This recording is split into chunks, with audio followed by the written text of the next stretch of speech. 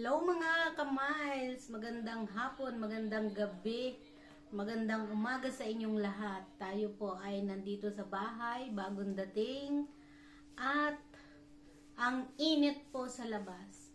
At ngayon ay meron tayong trabaho. Pagkatapos ng trabaho natin sa ating trabaho, ay dito naman tayo sa bahay magtatrabaho. Ayan, kita nyo ito? Ito po.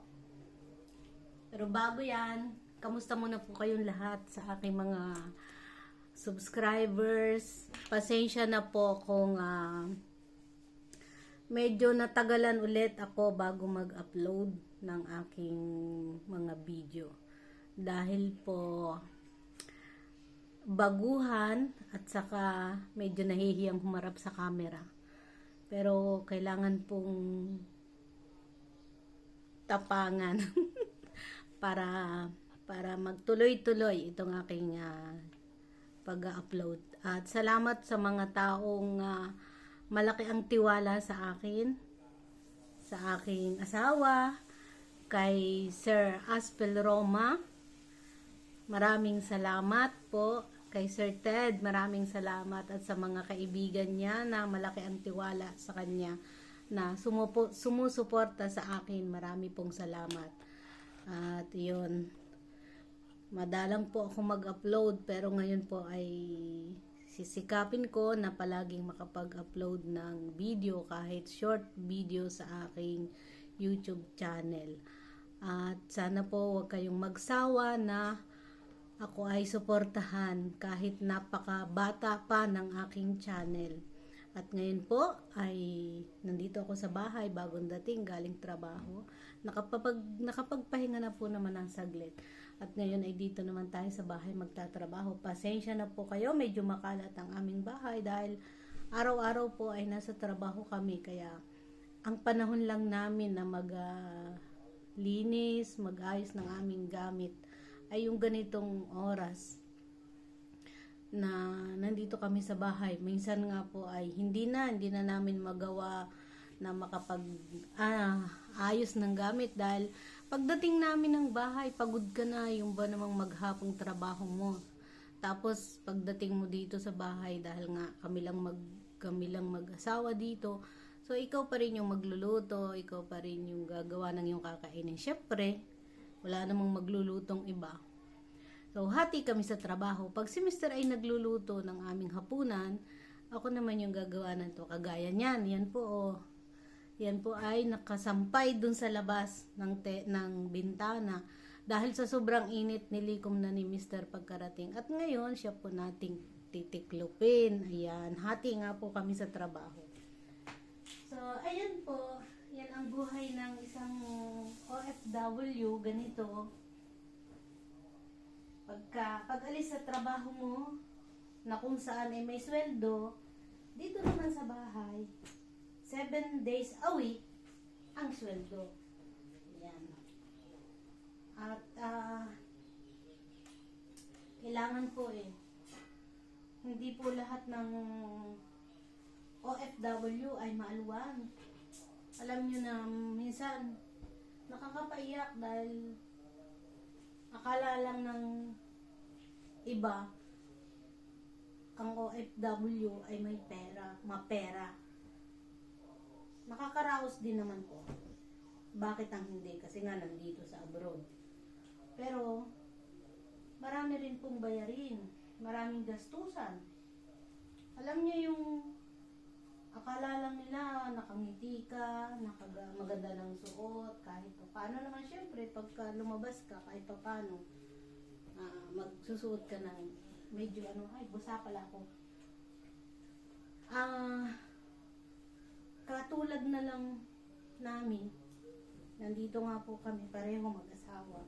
Salamat sa Diyos, magkasama kami dito, pareho may trabaho, awa ng Diyos. Pero may bahay po kaming binabayaran. May ilaw din kaming binabayaran. May tubig. At bukod po sa bahay, may maintenance ng condominium, ng building. So, yun. Tubig, ilaw, gas, plus bahay. Plus yung konsumo mo, syempre, yung pagkain. doble po ang gastos ng isang OFW kasi sa sinasahod mo monthly, kalahati ipapadala mo sa pamilya mo sa Pilipinas, pero kami po menos kasi wala naman kaming masyadong sinusuportahan sa Pilipinas, kung hindi may mga pinapagawa, may bahay kami na sinusuportahan din namin yung nakatira doon. At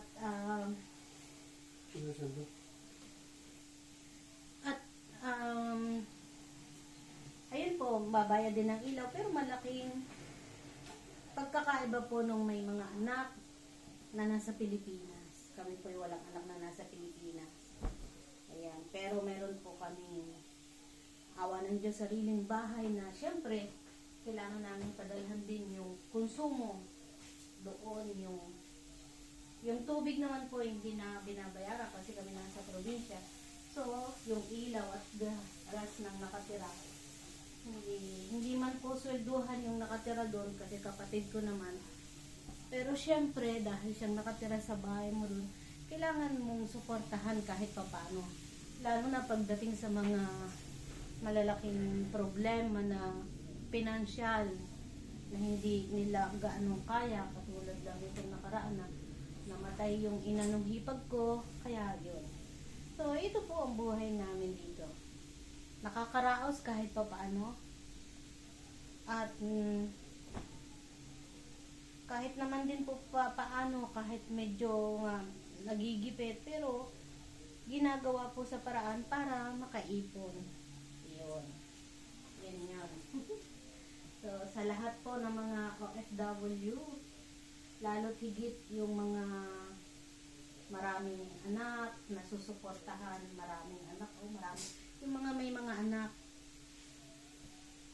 tapos may mga hindi maiwasan na may problemang dumarating, at pag yun po ay naranasan ng isang OFW, lalong doble ang sakit dahil ng hirap. Hindi mo alam kung ang problema ay dito o nasa Pilipinas, pareho lang po yun. Kasi sa isang OFW, pag pamilya na yung problema, talagang namumroblema. Yun po. So, yun. Saan na ba napunta yung usapan? Nandito lang ako sa bahay at nagliligpit po ng mga sinampay dahil nga walang panahon pag umaga. Kaya ngayon yung panahon. So, relate po ang ibang mga OFW dyan sa palagay ko dahil pag-uwi, galing trabaho, dun lang magagawa nila yung mga gawaing bahay nila.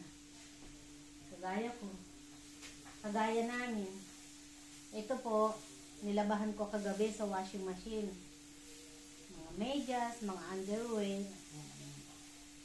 At ngayon, dahil mainit naman po ang panahon, mainit naman po yung panahon, kaya madali siyang matuyo. At siguro nagtataka kayo bakit dito sa loob ng bahay. Ang totoo po, itong bahay namin tinitirahan, wala siyang terrace para paglagyan po nitong aking sampayan. Kaya dito ko po siya iniiwan sa loob ng bahay, lalo na mga medyas naman siya at saka mga pangilalim nakasuotan, kaya dito na lang sa loob ng bahay. At dahil mainit naman po ngayon, summer dito, kaya madali naman siyang matuyo. Ayan, at si Mr. po nasa kusina, nagluluto ng aming hapunan. Ang oras po namin dito ngayon ay 7:30 na ng gabi. Pero, ayan, kita nyo, maliwanag pa sa labas kasi ang dilim po dito pag ganitong summer ay yung bandang mga 9:00 na ng gabi. At ngayon ang oras po natin ay 7:25 lang, magsi 7:30. At mainit pa at pawis-pawisan pa po tayo. Kaya yun. So, sa lahat po ng mga subscriber, luma at bago kong mga kakilala, maraming salamat po sa tiwala nyo sa akin. At sa mga darating na araw, susubukan kong mag-live para naman makilala ko kayo ng lubusan. Ayun. At salamat po sa mga taong sumusuporta sa akin na dati ayaw kong humarap sa camera ng ganito na nagsasalita. Parang ano, parang may parang may kaunti. Pero nasasanay na rin po ako. Ayan. Sa inyong lahat po, maraming salamat. Walang hanggang pasasalamat sa kay Sir Ted. Alam na niya kung sino siya, kay Sir Aspel Roma. Salamat po, salamat ng marami.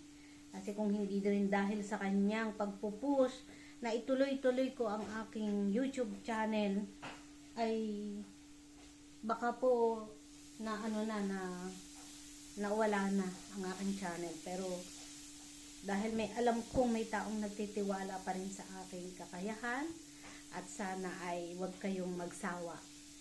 So, yun lang. At hanggang dito muna ang aking entry. Maraming salamat. Ito po ulit ang inyong Miles. At huwag po kayong magsasawang sumuporta sa akin, Miles 21 Official Vlog.